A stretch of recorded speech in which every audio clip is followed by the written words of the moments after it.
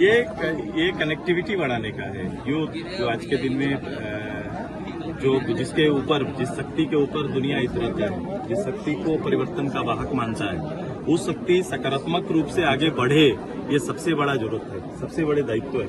Political लोगों का पहला दायित्व यही से शुरू होता है कि सकारात्मक रूप से अगर इसका पहल किया जाए, ये शक्ति परिणाम बनाकर देगी, ये शक्ति भविष्य को निखारेगी। तो मेरा यही दायित्व है कि मैं इसको भी साथ साथ, मैं राजनीति में, जिंदाबाद की राजनीति में मैं कितना मशगूल रहूं, लेकिन एक प्रॉपर नीचे एक अच्छा कैडर तैयार करना ये मेरा दायित्व है। और हम लोगों ने ये युवा इत्सु का गठन इसलिए किया है कि प्रॉपर एक पैरेलल प्लेटफॉर्म इस पूरे राज्य के अंदर स्थापित करना। आज गोमिया में चुनाव के बीच में ही एक छोटा संवाद करके इसके एक छोटी प्रारंभ हम लोग, छोटा शुरुआत आज हम लोगों ने किया। क्या मूल मंत्र, क्या जरूरत युवाओं को लग रहा है? ये मानवीय, जो मैं कहा, मानव संसाधन है। इसी ताकत पर आप देखोगे, कभी भी हिस्ट्री में आप जाओगे, चाइना, हम दोनों जनसंख्या के लिए पूरे देश, पूरे विश्व में हम लोग के बारे में आलोचनाएं होती थी 80-90 के दशक में, इतना बड़ा कैसे आगे बढ़ेगा, भूखे सोएगा। आज देखो समय बदला है, चाइना में डेमोक्रेसी नहीं है, बावजूद उसने उसी का उपयोग करते हुए आज सेकंड इकोनॉमी तैयार किया है। हमारे अंदर डेमोक्रेसी को साथ में लेके, जब 140 करोड़ के सभी को स्वतंत्र विचार हैं, उस विचारों का समावेश करके भी आज हम लोग उस चैलेंज में कहीं न कहीं 5वां स्थान पर आके खड़े हैं। और आने वाले 47 तक की तैयारी है कि तीसरा शक्ति के रूप में हम आएंगे। जब इन चीजों पर मूल्यांकन करेंगे तो आप इन चीजों को पाएंगे कि उसके साथ साथ आपके जो व्यवस्था है, आपके जो उसके डेमोक्रेसी के जो मूल आधार है, उसमें भी चेंजेज आना चाहिए, उसके विचार में भी फर्क पड़ना चाहिए। क्या लग रहा है, आपने तो सभी जगह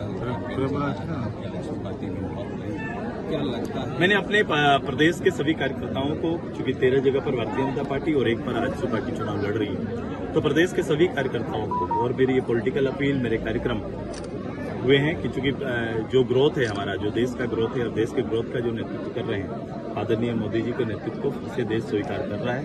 एक बड़ा माहौल है, उसी माहौल में चारों हमारे सीट में एक जीत की तैयारी हो और उसके हिस्सा हम लोग रहे। जो विकसित भारत की बात प्रधानमंत्री करते हैं, राज्य के युवाओं की क्या भूमिका उस पर आप देख रहे हैं? विकसित भारत में विकसित गांव नहीं थे, ध्यान रहे कि एक गांव का विकास होना भी भारत के विकास का हिस्सा है। तो हम लोग हमेशा इसी को बल देते हैं। मैं हमेशा गांव की सरकार, मेरा नारा रहा है, आपने देखा होगा। तो गांव, महात्मा गांधी जी ने भी यही कहा था कि भारत के गांवों का विकास ही, 70% आबादी जिस देश के अंदर गांव का है, तो गांव चौपाल में विकास के जब एजेंडों को स्पष्ट रूप से रखा जाएगा और एजेंडे में लोगों को साथ में लिया जाएगा, तब जाके आप परिवर्तन देख पाएंगे। तो परिवर्तन के है कि एक शक्ति के साथ परिवर्तन होगा जो चौहदी में दिखेगा और एक सीधे गांव चौपाल में दिखेगा। ये दोनों स्तर पर बल देना पड़ेगा। कांग्रेस के द्वारा भी काफी लोक लुभावन जो है युवाओं के लिए घोषणाएं की गई है। मैं कॉपी पेस्ट मानता हूँ इस सब चीजों को। जब आप उनके लिए में, तो आज के दिन में आज सभी लोग तो चुनाव को मैनेजमेंट का विषय बना दिया है। ऐसा नहीं है कि उनके पास मैनेजमेंट के लोग कम है या नहीं है, लेकिन जब आप कॉपी करने लगते हैं, जब आप मान लो प्रधानमंत्री जी ने अगला टारगेट 400 दिया, चूंकि 400 इसलिए दिए क्योंकि उस बार 400 के आसपास की सीटें आ गई थी, 300 से ज्यादा सीटें अकेले भारतीय जनता पार्टी की थी। तो भाई हर कोई अपना लक्ष्य तो तय करता है ना कि इस बार इतना आया, इतना करेंगे। हम लोग परीक्षा लिखते हैं तो 80% आए तो अगली बार अगला परीक्षा के लिए सोचते हैं आपके बच्चे कि नहीं 85 लाना है, आप ही टारगेट देते हैं, बेटा कितना लाओगे, तो बेटे 85 लाएंगे पापा। ये साधारण गणित है। तो हम पॉलिटिक्स में भी सीटों को उसी रूप से आंका गया है और माना गया है कि अगली बार ये लक्ष्य को हम लोग सब मिलकर पूरा करेंगे। आज आपके अपने लोकसभा का एक सीट जो आपको मिला है, इसमें आज से आपकी शुरुआत हुई है। मैंने शुरुआत की इस राज्य की सबसे बड़ी ताकत से और भविष्य से शुरुआत की है। और मैंने सकारात्मक, मैंने कहा कि इस पूरे जो मानवीय शक्ति है और जो युवाओं की शक्ति है, इसमें पॉजिटिविटी डालना ज्यादा जरूरी है, सकारात्मक डालना जरूरी है। और डेवलपमेंट अगर विषय है, मैंने इनसे विषय जानना चाहा कि विषय क्या है, तो हर विषय में ये खुद को आंक के और एरिया को आंक कर बोल रहे हैं। तो निश्चित रूप से हर आदमी चाहता है विकास हो, हर आदमी डेवलपमेंट चाहता है। तो डेवलपमेंट के मानक को पूरा करने के लिए इस शक्ति को एकत्रित रूप से रहना और इस शक्ति को एकत्रित प्रयास करना, ये बहुत जरूरी है। ये बताइए, मंच से आपने गुरुजी और उनके परिवार पर निशाना साध रहे थे, जब आप युवाओं से मैं उदाहरण दे रहा था, मैं प्रदेश के बाहर का भी उदाहरण दिया, मैंने कामराज के शासन का भी उल्लेख किया है और साथ साथ अपने प्रदेश के जो एक स्थापित लीडर है, परिवार है, उसका भी जिक्र किया है। क्योंकि अगर ऐसा होता, अगर विकास उसके मानक पे होता, तो निश्चित रूप से आज मैं उनका उदाहरण देता। मैं तमिलनाडु नहीं जाता, तो ये बताइए, युवाओं से आज संवाद किया आपने, कितना कनेक्ट हो पाई युवा आपसे? आप देखेंगे इसके ऐसे ही तो बड़े थे। अलग राज्य के आंदोलन में हम लोग इसी तरह से कनेक्शन ग्रोथ किए थे।